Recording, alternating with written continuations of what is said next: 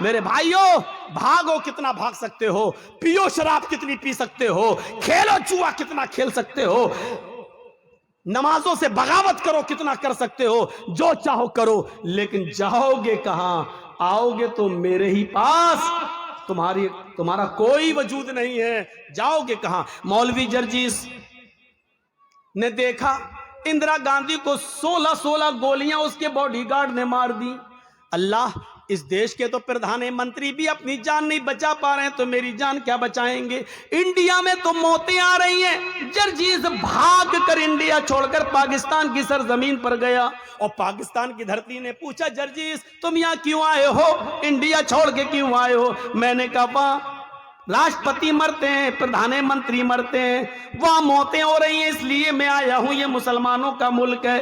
پاکستان کی سرزمین جواب دیتی ہے تو نے بے نظیر بھٹو کی داستان نہیں سنی ہے، جنرل ضیاء الحق کی داستان تو نے نہیں سنی ہے، اس کو اس کے دانتوں سے پہچانا گیا، جب مرا تو اس کی شکل تک نہیں پہچانی جا رہی تھی۔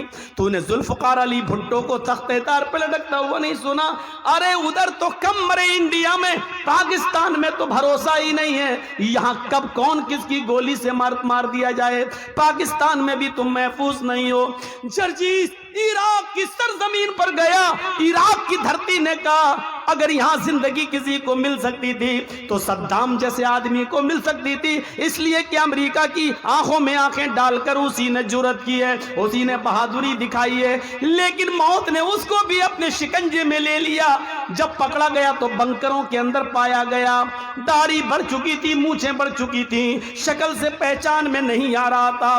عراق نے کہا تم سعودیہ چلے جاؤ، وہاں تمہاری جان بچ جائے گی۔ جرجیس عراق کی سرزمین سے بھاگ کر سعودیہ کی سرزمین پر آتا ہے، سعودیہ کی سرزمین میں ریاض میں اترتا ہے۔ ریاض نے پوچھا کیوں آئے ہو؟ جواب دیا اس لیے کہ انڈیا میں مرتے ہیں، پاکستان میں مرتے ہیں، عراق میں مرتے ہیں، ایران میں مرتے ہیں، یہاں اس لیے آئے کہ میری جان بچ جائے۔ ریاض کی سرزمین نے کہا یہاں پر بھی جان نہیں بچے گی، اس لیے کہ دیکھو شاہ فیصل کو اس کے بھتیجے ہی نے مرڈر کر دیا، اس کے بھتیجے نے مار ڈالا، بعد میں اس کو بھی قتل کیا گیا۔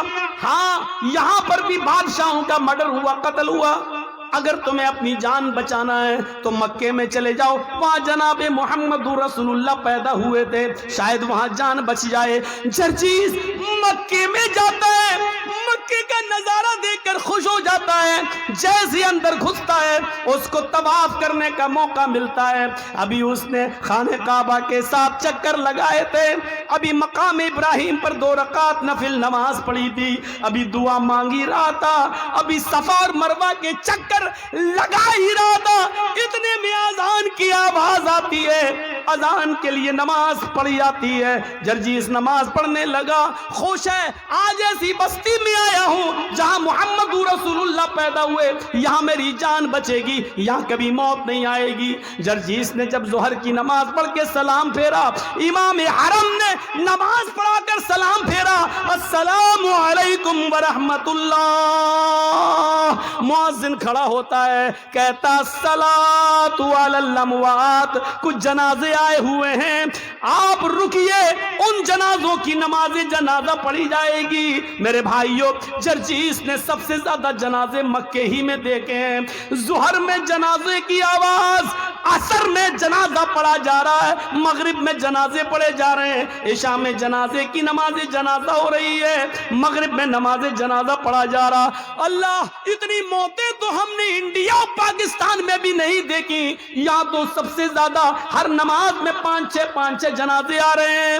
لوگوں نے کہا تمہیں اپنی جان بچانا تو مدینے چلے جاؤ، مدینے جاتا ہوں، مدینے کی سرزمین پر ابھی عصر یا مغرب کی نماز پڑھنے کا موقع ملتا ہے، آواز آتی ہے کیوں آئے ہو؟ جان بچانے کے لیے۔ اگر اس ہستی دنیا میں کسی کی جان اگر بچی ہوتی تو آج صاحب قبر موجود نہ ہوتا، آج اس روضہ اقدس کے اندر محمد رسول اللہ کی قبر نہ ہوتی، اس قبر کے اندر اللہ کا سب سے زیادہ لاڈلا، اللہ کا سب سے زیادہ پیارا، اللہ کا سب سے زیادہ محبوب بندہ اس قبر میں موجود ہے۔ جرجیس، موت نے اس کو بھی اپنے شکنجے میں لے لیا ہے، پھر تم کیسے بچ سکتے ہو؟ حاشا کاللہ، نہیں۔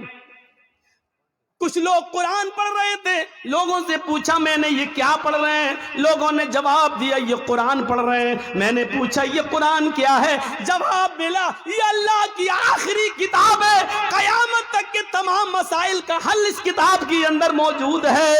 مولوی جرجیس مسکرایا، جب قیامت تک سارے مسائل کا حل موجود ہے تو موت کا مسئلہ بھی حل ہوگا۔ یہ کتاب ہمیں ہمیشہ زندہ رہنے کا بھی طریقہ بتائے گی۔ جرجیس نے بھی وضو بنایا اور قرآن لے کر بیٹھ گیا۔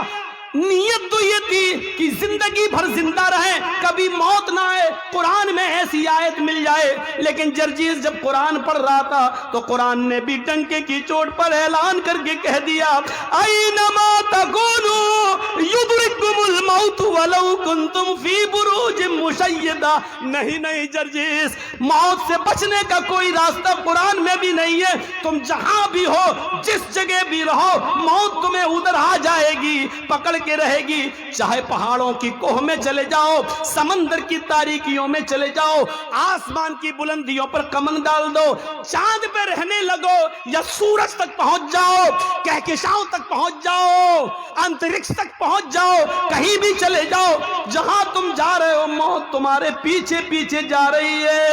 قل ان الموت الذی تفرون منہ فانہ ملاقیکم۔ تم جس موت سے بھاگ رہے ہو بھاگ نہیں سکتے، تم جہاں کھڑے ہو وہی موت تم سے ملاقات کرنے کے لیے، وہ تم سے زیادہ تیز اسپیڈ میں دوڑ رہی ہے، وہ تم سے زیادہ تیز اسپیڈ میں آ رہی ہے، وہ تم سے زیادہ تیز اسپیڈ میں تمہارا سفر کر رہی ہے، تمہارے پاس آ کر رہے گی، تمہیں اپنے شکنجے میں لے کر رہے گی، تم سے مل کر رہے گی۔ فَإِنَّهُ مُلَاقِيكُمْ، وہ تم سے ملاقات کر کے رہے گی۔ ملاقات کس کو کہتے ہیں؟ السلام علیکم وعلیکم السلام۔ آپ نے ہم سے ہاتھ ملایا، ہم نے آپ سے ہاتھ ملایا، آپ نے ہم کو دیکھا، ہم نے آپ کو دیکھا، یہ ہے ملاقات۔ آپ نے میری آنکھوں میں آنکھیں ڈالی، ہم نے آپ کی آنکھوں میں آنکھیں ڈالی، یہ ہے ملاقات۔ فَإِنَّهُ مُلَاقِيكُمْ، موت تم سے ملاقات کرے گی۔ اس کا ترجمہ میں یوں بھی کر سکتا ہوں کہ موت تمہاری آنکھوں میں آنکھیں ڈال کر رہے گی، یعنی موت تمہیں اپنی نظروں سے تمہاری آنکھوں میں آنکھیں ڈالے گی اور تمہاری روح اس وقت نکلے گی۔ وَأَنْتُمْ حِينَئِذٍ تَنْظُرُونَ، اپنی آنکھوں سے دیکھو گے روح نکالنے والے فرشتے کو۔ جب روح نکال رہا ہوگا وہ نکال کے لے جا رہا ہوگا۔ میرے بھائیوں، جب تمہاری روح نکلے گی، ہماری روح نکلے گی، وَأَنْتُمْ حِينَئِذٍ تَنْظُرُونَ، اس وقت مرنے والا اپنی آنکھوں سے دیکھ رہا ہوگا۔ بڑا عجیب مسئلہ ہوتا ہے جب روح نکلتی ہے۔ روح سب سے پہلے پیروں کے تلوے سے نکلتی ہے نیچے۔ آپ کسی مرنے والے کے قریب بیٹھیے اور دیکھیے، سب سے پہلے اس کا پیر کام کرنا بند کرتا ہے۔ روح یہاں سے کھینچتا ہے ملک الموت، یہاں سے کھینچ کر ٹخنے تک آتی ہے، پھر یہاں سے کھینچتا ہے تو پنڈلی تک آتی ہے۔ والساق بالساق، پنڈلیوں سے پنڈلیاں ٹکرا جاتی ہیں اور نیچے کا دھڑ کام کرنا بند کر دیتا ہے۔ پھر یہ روح کھینچتا ہے تو گھٹنے تک آ جاتی ہے، گھٹنے کے نیچے کا حصہ بیکار ہو جاتا ہے۔ پھر روح کھینچتا ہے تو ران تک آ جاتی ہے، ران سے نیچے کا حصہ بے جان ہو جاتا ہے۔ پھر روح کھینچتا ہے تو سینے تک آ جاتی ہے اور سینے سے نیچے کا حصہ بیکار ہو جاتا ہے۔ پھر روح حلق تک آ جاتی ہے، حلق تک آ جاتی ہے اور حلق سے نیچے کا حصہ بیکار ہو جاتا ہے۔ اور پھر حلق کے پاس آ کر جب روح کو کھینچتا ہے، روح نکالتا ہے، تو یہ روح آنکھ، ناک اور کان، ان تینوں راستے سے باہر نکلتی ہے۔ اور جب ناک اور کان کے راستے سے نکلتے ہوئے آنکھوں تک پہنچتی ہے تو آنکھیں پھٹ جاتی ہیں۔ اور آپ دیکھیے گا مرنے والا جب مر رہا ہوگا تو اس کی آنکھیں کھلی رہ جاتی ہیں۔ کیوں؟ قرآن کہتا ہے اس لیے کھلی رہ جاتی ہیں کہ وَأَنْتُمْ حِينَئِذٍ تَنْظُرُونَ، اس وقت وہ روح نکالنے والے ملک الموت کو اپنی آنکھوں سے دیکھ رہا ہوتا ہے، اور یہ دیکھ رہا ہوتا ہے کہ میری روح کو لینے والے رحمت کے فرشتے آسمان سے آئے ہیں یا عذاب کے فرشتے آسمان سے آئے ہیں، میری روح کو جنت کے فرشتے لے رہے ہیں یا ملک الموت کے ہاتھوں سے میری روح کو جہنم کے فرشتے لے رہے ہیں۔ وہ اسی دنیا میں دیکھ لیتا ہے کہ میری روح کو لینے کے لیے جہنم کے فرشتے آئے ہیں یا جنت کے فرشتے۔ بہت آسان ہے۔